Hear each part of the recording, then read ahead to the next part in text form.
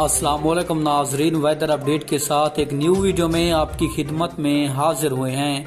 आपको बताते चलें, महकमा मौसमियात के मुताबिक मानसून हवाएं शिद्दत के साथ मुल्क के बेशतर इलाकों में मुसलसल दाखिल हो रही हैं। बहुत से जनूबी इलाकों में मानसून हवाओं की शिद्दत में कमी का इम्कान है। मानसून हवाओं का एक और ताकतवर सिलसिला जुमेरात से मुल्क के बलाई इलाकों में दाखिल होने का इम्कान है। तो मैं आपको मुकम्मल तफसील के साथ आगाह करता हूँ। उससे पहले वीडियो को लाइक और चैनल को सब्सक्राइब कर दें। आपको बताते चलें, सिंध, बलूचिस्तान, पंजाब, इस्लामाबाद, खैबर पख्तूनख्वा, कश्मीर और गिलगित बल्तिस्तान में तेज हवाओं और गरज चमक के साथ मजीद बारिश का इम्कान है।